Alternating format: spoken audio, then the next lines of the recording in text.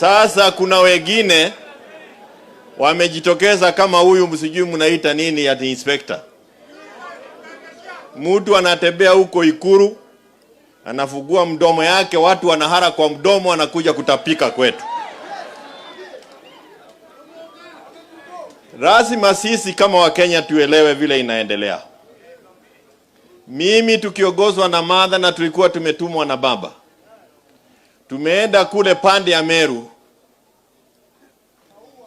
Maua na kwingineko, na tukakuta huko naye ambaye alikuwa amepatiwa kazi ya kufuruga sisi, alikuwa anaitwa Benjamin Toroitich kama si kosei. Ukiangalia hapa, huyo mnasema majina ni kama hayo. Na huyu ambaye ni Sakayo ameamua kuharibu watu wa kabila yake, kwa sababu ni wachache ambao anawatumia kuletea maafa kama yale ambayo yametokea hapa. Tulikuwa tunafukuzwa kule kama panya, lakini tofauti na vile walikuwa wanafanya hapa na kule, walipokuwa wanatufukuza kule na tear gas na risasi, walikuwa wanapiga risasi kwa hewa. Wakija pande hii wanapiga risasi kwa watu. Maana yake ni nini? Maana yake ni ile tunasema kwa Kizungu profiling. Na ni jambo hatari sana ambalo limeanzishwa Kenya hii. Profiling people according to their tribes. Wanataka kusema ya kwamba mambo ya mambo ya maandamano ni ya baba na Wajaruo. Na Wakenya sio wajinga. Wakenya si wajinga.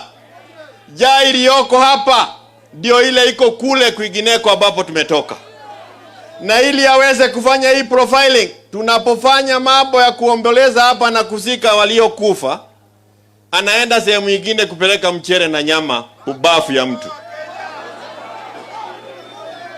Hawa ndio Kibaki alikuwa anasema haja yao ni rangi moja na mafia kuku. Sisi Wakenya tuelewe, huu uongozi ambao ulipitia kwa dirisha umepangwa hivi kwamba tukikuja hapa tunasikia kama ni Wajaluo wameuawa. Hawa sawa ni Wajaluo lakini ni Wakenya. Hello? Hawa ni wa Kenya, na tumekuja hapa kwa sababu Wakenya ndio wameuawa kinyama. Hilo kudi ambalo Karuma amesema, mimi nilikuwako kule maandamano na baba, na nikaona hiyo sijui wametoka kwa Huribaru wameingia kwa Subaru. Subaru ya kwanza niliona ikifuata baba, na walikuwa wanapiga risasi gari ya baba kama ni maidi wanamwagilia pale. Kwa hivyo na tumekuja hapa kwa sababu hakuna muda, sitaki niseme mengi. Mimi nataka kusema ya kwamba hawa wameuawa wakienda kusema ya kwamba dunia ya Kenya kuna jaa. Dunia ya Kenya kuna jaa. Na kuwaua hatujachiba, bado kuna jaa.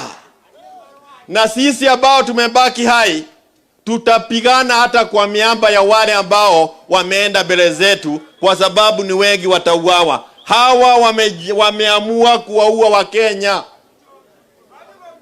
Na ndio unasikia hizi masubaru na Huribaru wamejaa na wanatembea bila uniform. Wakikuja hapa na msikize hatari pale iko.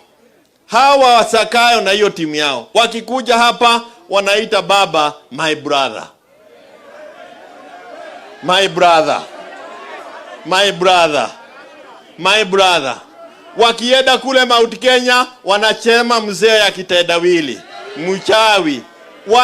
Kazi yao ni kupanda chuki kati ya makabila. Na sisi wa Kenya lazima tuwe welevu kuwaliko, kwa sababu tukikubali hiyo chuki ipandwe, yale ambayo tunataka, na ile tunataka ni hawa Sakayo na wenzako waende nyumbani, itakuwa gumu kwetu. Mimi nilibeba sufuria na ninabeba sufuria. Kwa sababu sufuria ni kusema nini? familia ziko na njaa, na tutaibeba mpaka waende nyumbani. Hii sufuria itapeleka hii Zakayo Suguroi, ataenda Suguroi pali, sijui ni vile huyu mwingine mnaita sijui nani Gachiedhera ataenda wapi.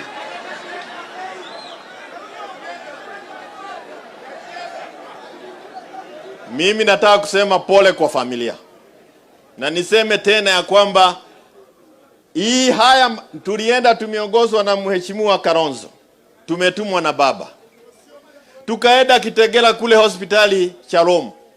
Wale ambao tuliwakuta kwa hospitali, risasi kichwa, risasi kifua, risasi vile tu Karuma amesema. Jamani, hatuwezi kubali kurudishwa huko, hatuwezi kubali. Zakayo kama anafikiria tatuweka uoga, asahau. Yale mazungumzo yako kule Bomas tumeongozwa na vile tumetumwa na baba. Kama wanafikiri watafanya ati tusahau yale ambayo wale walimekufa wakitafuta, wasahau. Na hapa kwenyu mimi nitakuwa wa mwisho kuachana na sufuria. Na nitaacha sufuria wakiniweka kaburini ama wakienda Suguroi. Na ninasema la mwisho, hawa majabasi hawana lolote nzuri kwa Wakenya. Mdomo yao ni uongo mtupu na nia yao ni baya kwetu. Wamemuita ule jamaa kutoka ICC, amekuja hapa, wamempatia ndege ya kusuguka Kenya. Na ukumbuke vita kubwa ya Uhuru na Ruto ni kwamba Uhuru yaliambiwa, wewe hauna hatia kule ICC, mwenye ako na shida ni huyu, wacha tubaki na yeye kwa muda. Zakayo sasa ameleta kandi kutoka kule, amekuja kumhoga hapa, na ameweka sahihi ile protocol ya kusema ya kwamba hata akitufanyia kinyama kiasi gani hawezi akachikwa. Huyo hana nia nzuri kwa Wakenya. Na sisi wa Kenya lazima tuamue kwa kauli moja ya kwamba enough is enough. Enough is enough. Poleni sana na Mwenyezi Mungu awabariki. Familia tuko pamoja na nini, na tutapigana, na hata wale wanajaribu kuiba Jubilee ndio waweze kutumia bunge kupindua katiba ati huyu president awe mnaita huyu awe ati atakuwa president for life. Wacha nirudie vizuri ndio muelewe. Nia ya kufujafuja vyama, hata kuwachukua wabunge wengine hapa ambao wamekuwa sijui kama nini, watu ya pesa tatu, maraya ya siasa, ni kuhakikisha kwamba bunge imepata idadi waweze kubadilisha katiba ati akalie kiti milele na milele mpaka shetani arudi. Kwa sababu hawa na shetani nyumba moja, na ukiwaona kwa maombi hawezi amini. Zakayo ashuke, Zakayo ashuke. Wacha sasa nimwalike the party leader of the DAP, the Honorable Eugene Wamalwa.